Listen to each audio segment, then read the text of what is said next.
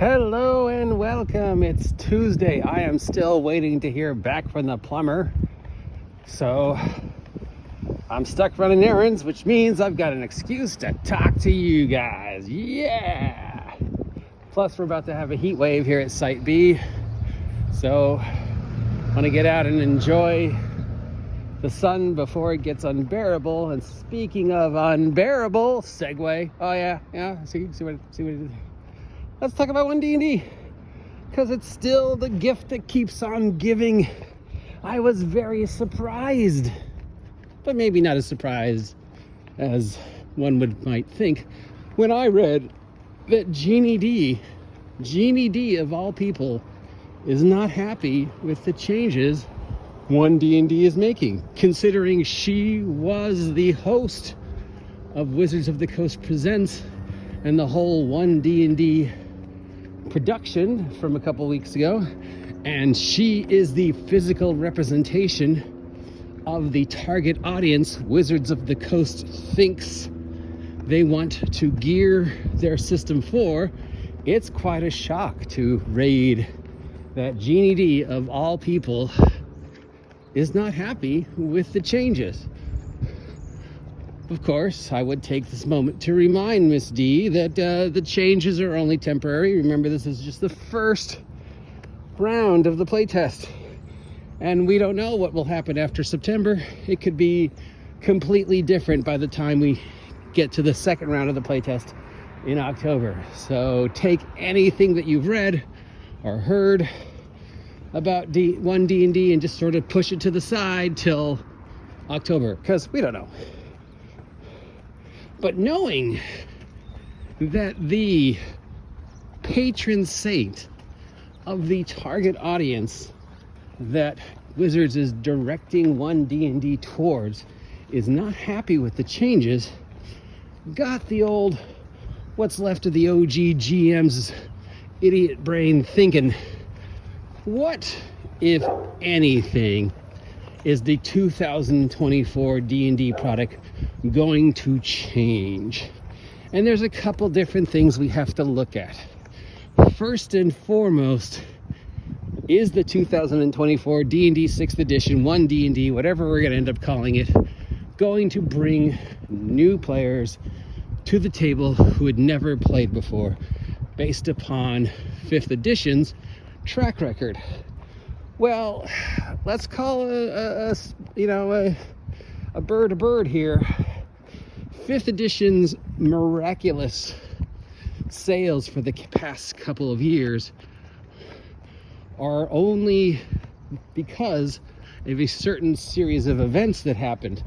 1 in a million. The chance of it ever happening again are pretty slim. I'm not going to say it's not going to happen, because monkeypox. But yeah, I mean, first, we're trapped in a home for 2 years. Second, you've got Critical Role, Stranger Things, constantly bombarding us with D&D media present. Hashtag sidebar, the game they're playing in Stranger Things is not 5th edition, it's Advanced Dungeons & Dragons. So if there's any edition you should be playing, it's Advanced Dungeons & Dragons. If you want to play just like they played in Stranger Things, which means you should probably buy Castles and Crusades. And hashtag sidebar, let's face it, the game Critical Role is playing is not D&D either. So you'd have to have another media frenzy like Critical Role, and you'd also have to have another shutdown like COVID to have the same level of numbers that 5e has had since 2020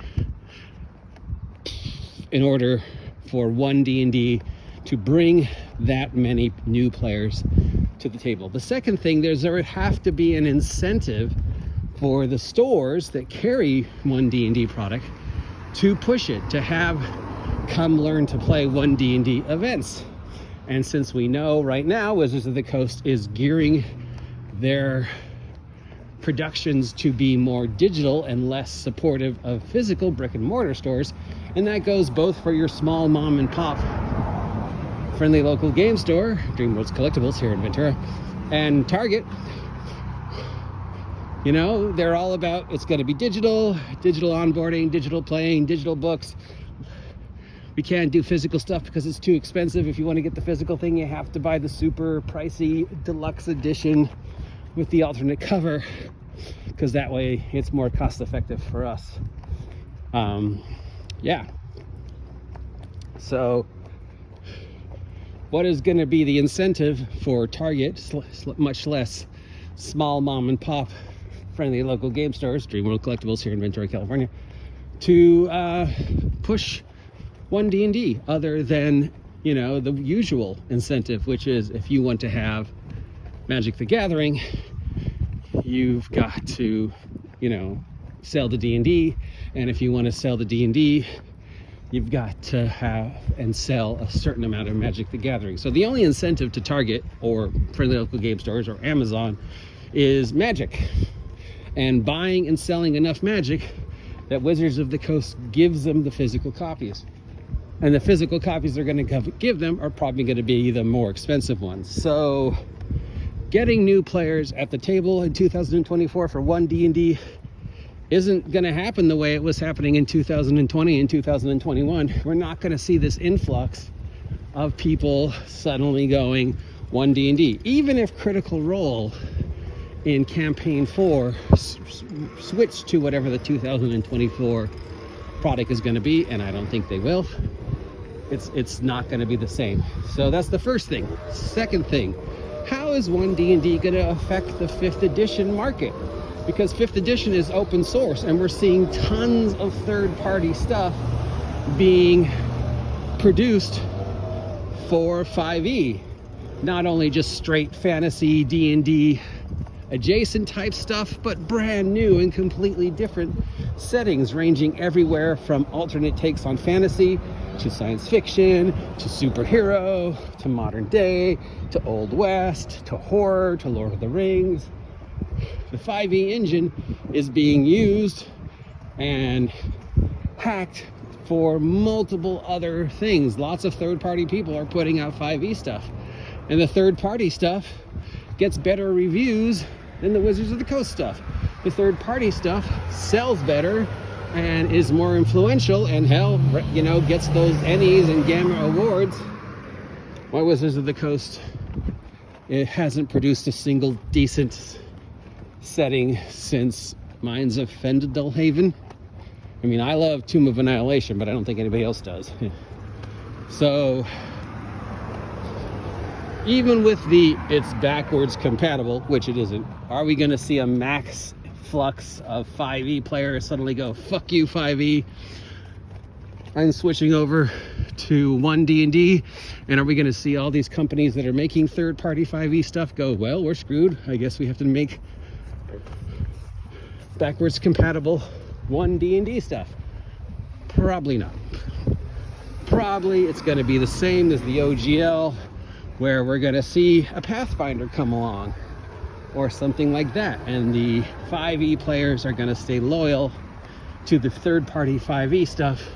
Wizards of the Coast maybe gets a few to convert. I mean, I'm not going to. I'm done. 5e is the last thing I'm going to ever buy from them, especially if I can get the rules for free. So yeah, I don't think it'll have that much in effect on the third-party 5e market. The biggest market to consider is everybody else. The quote-unquote OSR, the scrub games, as a certain individual refers to them.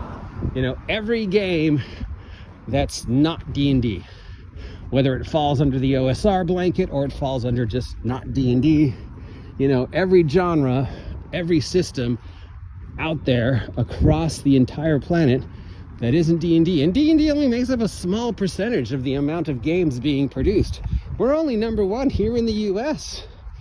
And the only reason why D&D has such a physical presence is because of Magic the Gathering, because Wizards of the Coast insists you have to get and sell X amount of Magic the Gathering in order for you to carry D&D. And you have to make sure that the D&D stuff is completely separate from anything else in your store. So the first thing people see and the first thing people buy is D&D. And if you can do that, we'll let you have Magic the Gathering. So that's the only reason D&D is such a physical presence. Magic. Take away Magic, D&D falls on its face. But everybody else is still out there, is still working. Every day I see another Kickstarter, another announcement, another new game, another company popping up and trying to find their little corner in the market. Every day I see the OSR getting more and more united behind just the anti-Wizards of the Coast. You know, more and more support for Castles and Crusades, more and more support for third-party games that aren't D&D, more and more support for the OSR. More and more people are saying, I'm done with Wizards of the Coast, I'm done with 5e, I'm going to Castles and Crusades, I'm going to Call of Cthulhu, I'm going to the OSR. And that's not only from the same people who are already on the other side of the fence, but that's 5e players who are saying over and over, I'm done Wizards of the Coast. So I think it's going to be a huge benefit for third-party games. I think it's going to be a huge benefit for the OSR. I think it's going to be a huge benefit for the third-party 5e products. And I think it's going to be a huge benefit for people who want to play something that isn't one D&D. Because if it gets to the point where Jeannie D, of all people, says she is not happy with the changes, and knowing that there is absolutely no way the same level of circumstances can be repeated to have the same level of sales and popularity that 5e had over the past couple of years, looking at the industry, looking at the direction, looking at the responses, whatever Wizards of the Coast does in 2024 is going to be good for everybody who's not playing D&D. The only people that are going to suffer is the small game stores, because they already have enough trouble staying afloat, and now what little money they're getting from D&D is probably going to even dwindle even more. Plus, you know, Wizards of the Coast, until Hasbro gets rid of it, is going to continue saying you have to buy and sell this much Magic in order for you to get D&D, and you have to make sure D&D is the first thing they see when they walk in the store. But more and more game stores who are still open and are still going to survive are going to go, screw you. I'll get the third-party stuff. I'll carry it. And if I really need the D&D stuff, you know what? I'll just go to Target and buy it there and upsell it here at my store. If you're going to cut me off from Magic because I'm not making your quota, fine. You know what? I can go buy Magic at Target and Amazon. Probably for a lot less. And maybe, you know, it'll cut my Magic sales, but maybe it'll bring in more people who want to play Call of Cthulhu or Castles and Crusades or an OSR game or anything other than 1D&D.